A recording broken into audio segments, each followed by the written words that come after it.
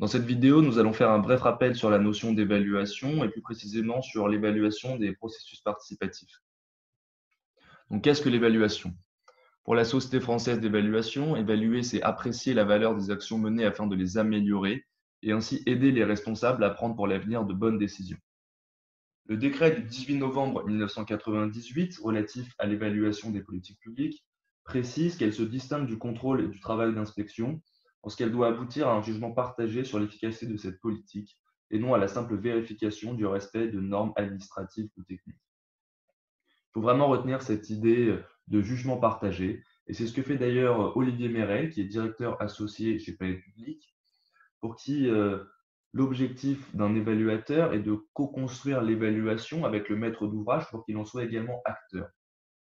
L'objectif n'est pas de le contrôler en imposant un discours formaté sur ce que doit être la participation avec des cases à cocher. L'idée est de rendre un jugement, porter une appréciation sur la politique publique ou le projet de manière argumentée sur la base de critères explicités avant. Donc c'est vraiment cette dernière phrase, projet de manière argumentée sur la base de critères explicités avant qu'il faut retenir, car c'est ce qui va venir différencier l'évaluation d'autres pratiques comme le travail d'inspection ou encore l'audit. Donc nous allons à présent vous présenter trois grandes caractéristiques de l'évaluation. Il en existe d'autres, mais on va essayer de se concentrer sur l'essentiel. Donc nous allons avoir des évaluations différentes selon le degré d'implication des citoyens, selon la temporalité choisie ou encore selon les finalités souhaitées. Donc revenons tout d'abord sur le degré d'intégration des citoyens. Donc trois approches possibles. Donc l'évaluation technicienne, où il n'y aura pas d'implication des citoyens dans la démarche d'évaluation. Ensuite, l'évaluation pluraliste, où il y aura une prise en compte de la position des citoyens. Et enfin, la plus poussée, l'évaluation participative, où il y aura une contribution des citoyens à la démarche même d'évaluation. Donc, concentrons-nous ensuite sur la temporalité de l'évaluation. Donc, quand est-ce que je lance mon évaluation?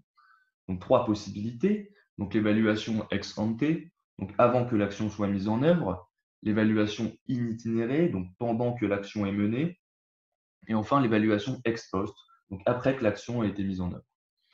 Donc, si l'on revient sur la temporalité de l'évaluation, c'est parce qu'elle va avoir une incidence sur le périmètre de l'évaluation. On ne va pas évaluer la même chose selon qu'on lance une évaluation de manière in itinéré ou ex post.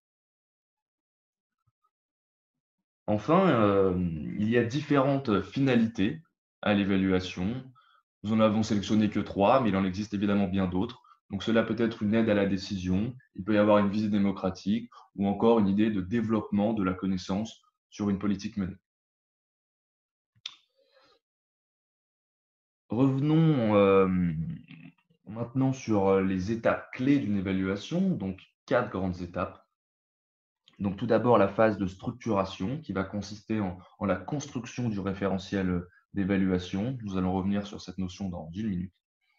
La phase de collecte qui va être le choix des outils et le recueil des données. La phase d'analyse qui va être le croisement des données en vue de produire une appréciation et donc la phase d'appréciation qui va être la réponse argumentée aux questions évaluatives.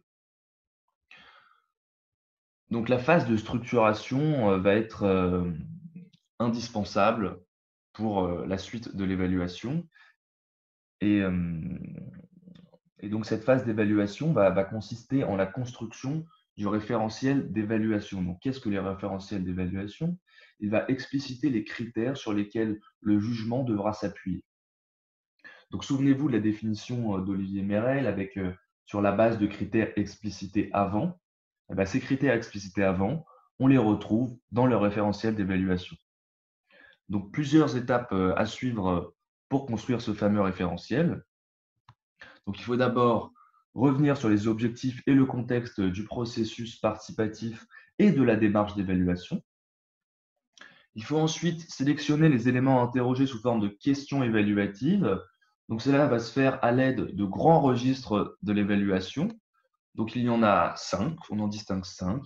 Donc d'abord la pertinence, ça va être les objectifs par rapport aux besoins, l'efficacité, donc les objectifs par rapport aux résultats, la cohérence, donc les ressources par rapport aux objectifs, l'utilité, donc l'appréciation des impacts par rapport aux besoins, et enfin l'efficience, les résultats par rapport aux moyens.